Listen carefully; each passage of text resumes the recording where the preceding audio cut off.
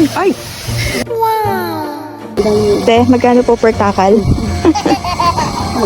At ayun na nga, ito yung part 2 ng kaganapan kahapon. Bale, andito pala kami lahat kahapon sa Biton. Kasi kahapon ginawa yung pagbubuhos ng poste o pundasyon ng bahay nila Onak. Nabahagi dyan yung ating matandang tradisyon na kung saan ay nagpapadugo ng manok na inilalagay sa mga poste na may kasamang barya at bigas. Ito talaga ay nakaugalian at talagang tradisyon dito sa Pilipinas. Tinatawag itong padugo. Kumbaga ito yung pinaniniwalaan na naghahatak ng enerhiya bago pa man buhusan o itayo ang mga poste ng bahay para maging ligtas, swerte at masagana ang pamilya. Karaniwang ang ginagamit pala dito ay pulang manok, depende na lang sa relihiyon. Kasi minsan ay puti o itim ang ginagamit. Bali yung pagkakatay ng manok ay sa mismong poste para pumatak yung mismong dugo doon sa butas or di kaya naman ay sa pinakang poste. At pagkatapos ng ritual ito ay niluluto at pinagsasalu-saluhan ng mga nagtrabaho at mga nagpapanday. Kasama ang pamilya at ang kadalasang luto dito ay tinola. Naglagay din pala ng pera sa poste para hindi palaging kapos at para maganda ang pasok ng pera. At sa bigas naman ay gadun din pampaswerte, kasaganaan at matibay na pundasyon din ng samahan ng pamilya. At sa puntong ito nga ng aming buhay ay inilagay na ang unang poste. Kailangan pala na marami ang nakaabang at marami ang tumutulong kasi napakabigat nito. Hindi kaya ng 2 o 3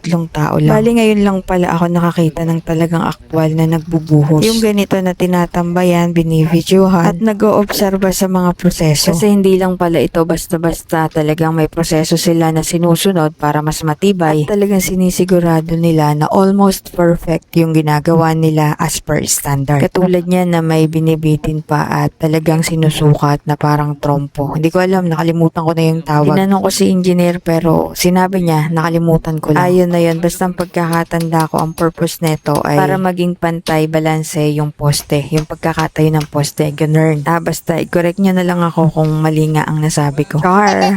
Bali pala siguro may ilang araw din na nandito sila kaya walang trabaho sa bukid. Mas importanteng mauna kasi itong mga poste. Since sa kabila naman doon sa amin ay tapos nang mapostehan. Ginagawa na lang yung mga susunod pang papanday. Nung umaga nga ay napakaganda ng panahon pero nung nagpo-poste na sila ay biglang umambon. Nangihinaya nga ako kasi akala ko hindi ako makakapagpalipad ng drone. Maganda rin kasi ng sobra ang view dito. At para ganahan sila sa kanilang ginagawa, lagyan natin ng musika.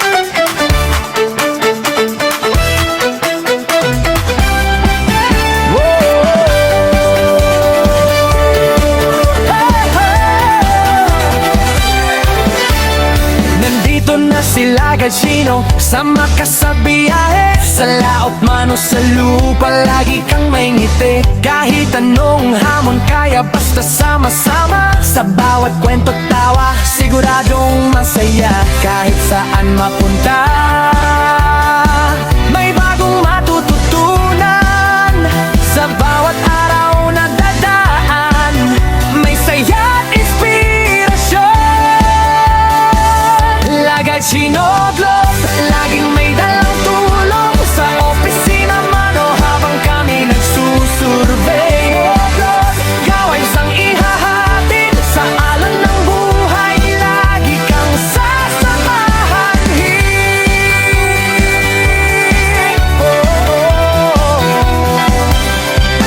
Sa laot ay lumilipad ang saya ng barkada. Sa office may kapit kwento kay sarap ng umaga. Survey dito, sukat doon, trabaho pero chill. Kasama sila Gachino, panalo bawat deal. Kung hanap mo'y ligay